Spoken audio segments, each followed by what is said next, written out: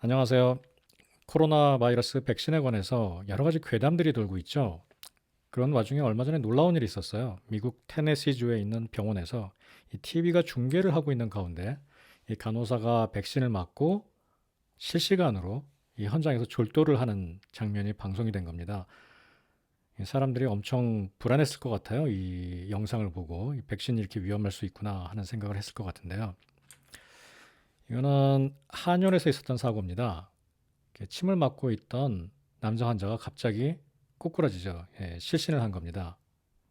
이렇게 과도한 긴장으로 그 뇌로 가는 피가 갑자기 부족해지면서 나타나는 실신을 미주신경성 실신이라고 합니다. 그러니까 백신과는 아무런 상관이 없는 실신이었던 거죠. 앞서 한의원에서 쓰러진 사람의 경우도 이 침치료와는 상관없이 실신을 하게 되는 경우입니다. 이제 그런 것을 훈침이라고 옛날부터 불렀고요. 얼굴이 뭐 창백해지고 기절을 하고 숨이 가쁘고 땀이 나고 이런 식으로 묘사를 했었습니다. 자, 여러 가지 미주신경성 실신, 치료제도 중에 발생하는 미주신경성 실신을 보여드리겠습니다. 이 동영상을 보시고 느낌을 한번 가져보세요. 그래야지 당황하지 않을 수 있습니다. 아, 환자가 이렇게 치료를 받다가 이런 느낌으로 쓰러지는구나. 이거는 피어싱이죠. 이렇게 약간 선선히 쓰러지고요. 이 컨버전도 약간 있었죠. 그것도 이제 감별하는데 주의하셔야 됩니다. 주사를 맞았는데 성인 남성이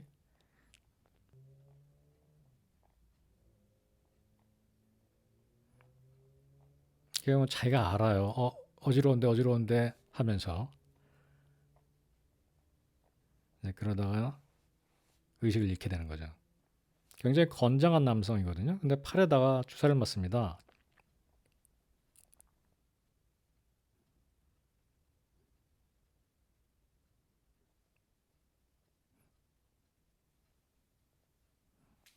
이런 느낌입니다. 이 미주신경성 실신이.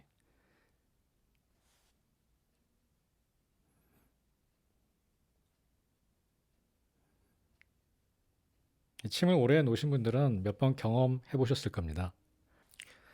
이런 미주신경성 실신, 훈침의 경우 별 문제가 되지 않습니다. 대체로 바로 회복을 하게 됩니다.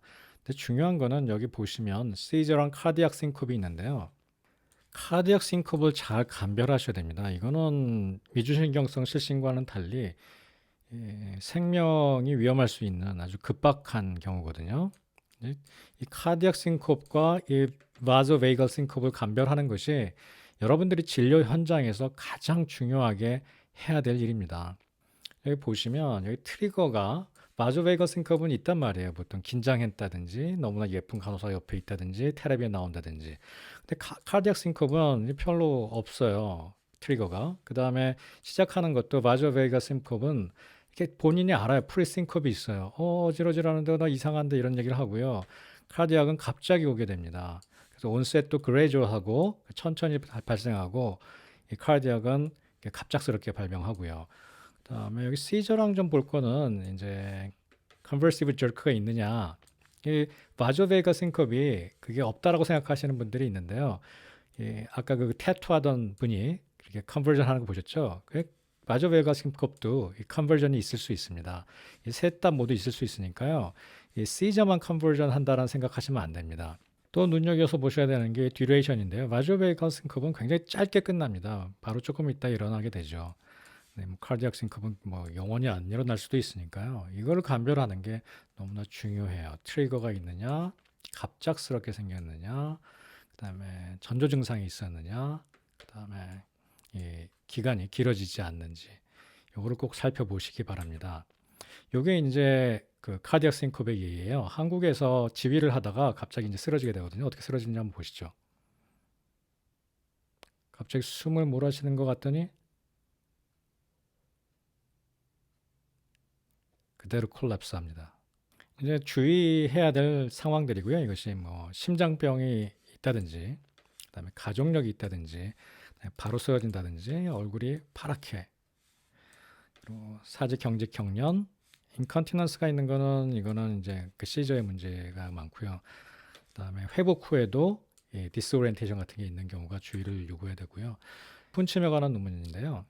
메디컬 에큐펑처라는 저널에 실린 에큐펑처 어소시에이티드 바소베이거스 리스폰스, 이게 뭐 훈침이라고 볼 수 있겠죠.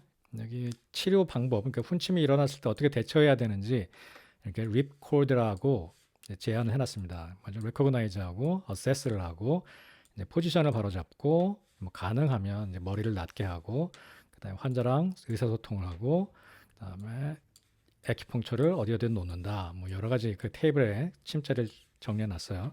그다음에 뭐 바이탈 사인이나 이런 거 재고 그다음에 다큐멘테이션 한다. 리코드라고 해놨는데요.